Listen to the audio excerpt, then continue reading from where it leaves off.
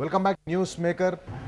గత 3-4 నెలలుగా చూస్తుంటే లేదా మీరు ప్రకాశం జిల్లా ఎస్పీగా బాధ్యతలు చేపట్టిన తర్వాత మీ చుట్టుపక్కల ఉన్న నల్లమల కానుకున్న జిల్లాల ఎస్పీలతో కోఆర్డినేషన్తో కానివ్వండి ఏదైనా కానివ్వండి నక్సలైట్ ఉద్యమానికి మావోయిస్ట్ ఉద్యమానికి ఒక పెద్ద చావుదెబ్బ లాంటిది మీ అందరూ కలిసి కోఆర్డినేషన్ పర్టికులర్లీ ప్రకాశం జిల్లాలో స్టేట్ కమిటీకి సంబంధించిన వాళ్ళు గత వారం 10 రోజుల్లోనే ఇద్దరు చనిపోవడం జరిగింది.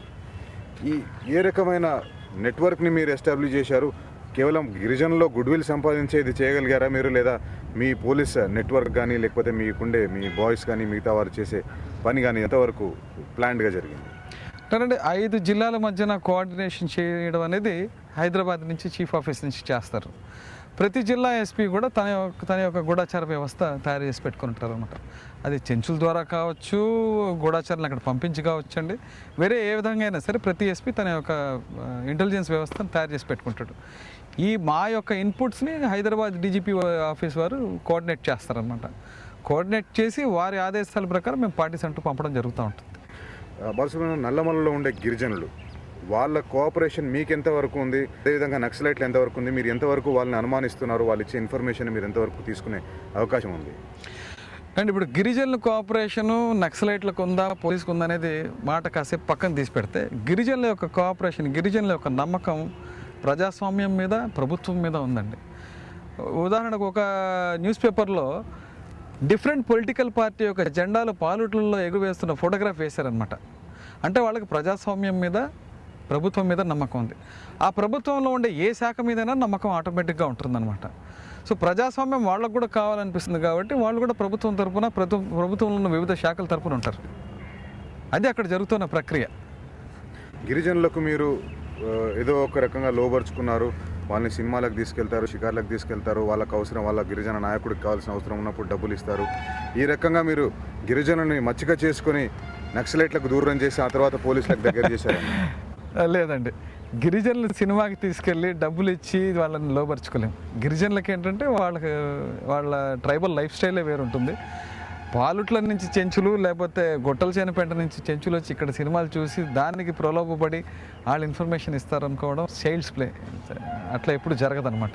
It's not that way at all. Balasubrahmanyam గారు, ఈ మావోయిస్ట్ ఉద్యమం పట్ల మీ అభిప్రాయం ఏమిటి? మీరు దాదాపు గత 10-12 సంవత్సరాలుగా పోలీస్ ఉద్యోగంలో ఉన్నారు.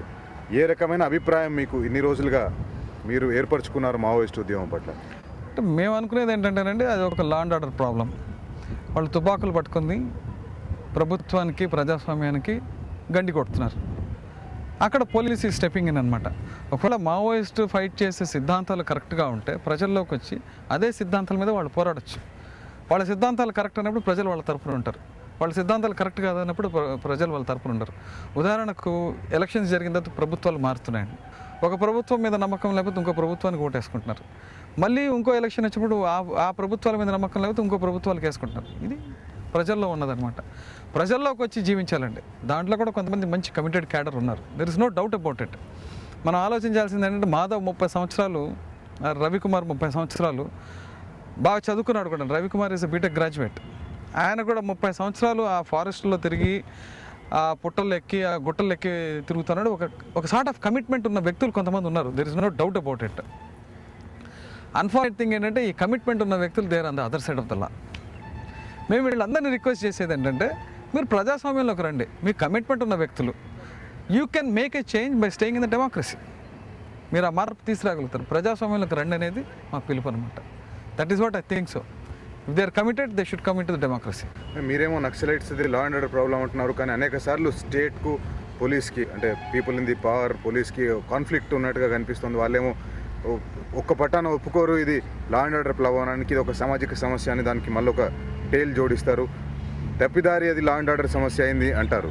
ఎంతవరకు మీరు ఏకీభవిస్తారు? ఇది సామాజిక సమస్య, సామాజిక కోణం కూడా ఉంది ఈ సమస్య కోణం. ఇప్పుడు సామాజిక సమస్య అంటే చాలామంది ఏమంటారు, సోషియో ఎకనామిక్ ప్రాబ్లం అని అంటున్నారు. సోషియో ఎకనామిక్ ప్రాబ్లం అంటే కొన్ని సోషల్ కాస్ట్ మొత్తం వాళ్ళ వైపు వెళ్ళిపోవాలి, ఆర్ ఎకనామిక్ క్లాసెస్ మొత్తం వాళ్ళ వైపు వెళ్ళిపోవాలి. మనం చూస్తే ఇదే నల్లమల్ల ఏరియాలో కానీ, ఉత్తర తెలంగాణలో కానీ చాలా చోట్ల సోషల్ హైరార్కీలో కింద ఉన్న కాస్ట్లు ఉన్నాయి. ఎకనామిక్ హైరార్కీలో కూడా కింద ఉన్న క్లాసెస్ ఉన్నాయి.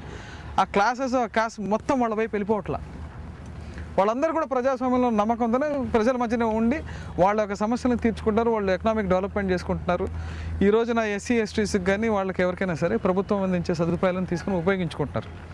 So that is why we think it's not a socio economic problem, it's on order problem అండి. ఒకవేళ సోషియో ఎకనామిక్ ప్రాబ్లం అంటే ప్రతి గవర్నమెంట్ వచ్చిన ఏ గవర్నమెంట్ అయినా సరేనండి, ఇన్ ద పాస్ట్ కానివ్వండి, ప్రజెంట్ కానివ్వండి, ఇన్ ద ఫ్యూచర్ కానివ్వండి, ఏ గవర్నమెంట్ కూడా కింద ఉన్న ఎకనామిక్ క్లాసెస్ని కానీ కింద ఉన్న సోషల్ హైరార్కీలో ఉన్న కింద ఉన్న కాస్ట్ని కానీ మర్చిపోలేదండి. మర్చిపోకుండానే వాళ్ళ గురించి వాళ్ళ డెవలప్మెంట్స్ గురించి స్ట్రైవ్ చేస్తుంటారు. That being the situation, it's not a socio economic problem at all. Vasu మీరు అనేక జిల్లాల్లో పనిచేశారు, నక్సలైట్ ఎఫెక్టెడ్ జిల్లాల్లో, నక్సలైట్ కోర్ ప్రాబ్లం ఉన్న జిల్లాల్లో పనిచేశారు.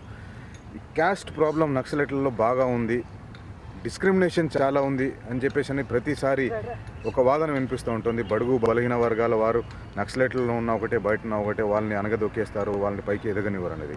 ఈ ప్రాబ్లం మీకు నిజంగా ఎంతవరకు సీరియస్గా కనిపిస్తుంది? నిజంగానే ప్రాబ్లం ఉందా, లేదా నక్సలైట్లో ఉన్న వివిధ గ్రూపులు వాళ్ళ స్వార్థం కోసం దీన్ని వాడుకుంటున్నాయి? ఇప్పుడు నక్సలైట్లు కూడా ఏంటంటే సోషల్ మామూలు ఉన్న సొసైటీలో ఉన్న ఒక స్లైస్, వాళ్ళు కూడా ఇదే సొసైటీలో ఉంటారు. అన్ని సామాజిక వర్గాల వాళ్ళు దాంట్లో ఉన్నారు.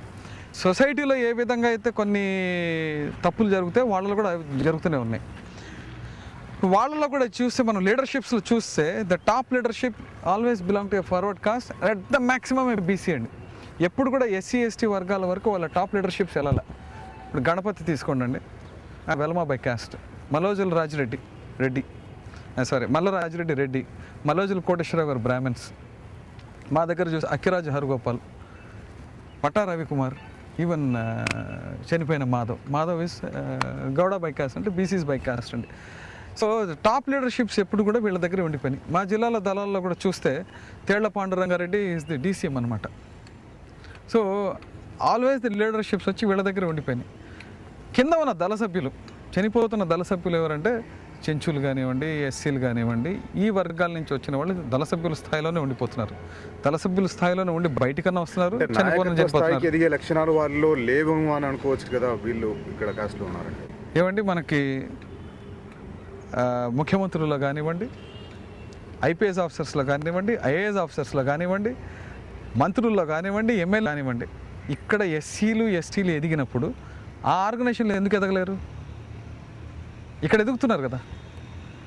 ఎస్సీ ఐఏఎస్ ఆఫీసర్స్ ఉన్నారు, ఎస్టీ ఐఏఎస్ ఆఫీసర్స్ ఉన్నారు, ఎస్సీ మంత్రులు ఉన్నారు, ఎస్సీ ఎమ్మెల్యేలు ఉన్నారు, ఎస్టీ ఎమ్మెల్యేలు ఉన్నారు,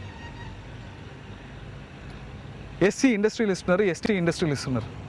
ఇక్కడ ఎదగలిగినప్పుడు అక్కడ ఎందుకు ఎదగలేకపోతున్నారు? సమాధానం వాళ్ళే చెప్పాలి.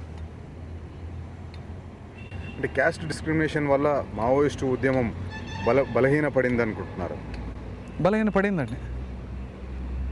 క్యాస్ట్ ఏదైతే క్యాస్ట్ జాయిన్ అవుతుందో అవి కింద తరహాలోనే ఉండిపోయినాయి కాబట్టి బలహీనపడుతుంది. అది దాంట్లో స్టేట్ ఈ రకమైన స్ట్రాటజీ ద్వారా మావోయిస్ట్ ఉద్యమాన్ని బలహీనపరచడంలో స్టేట్ పాత్ర ఎంత ఉంది?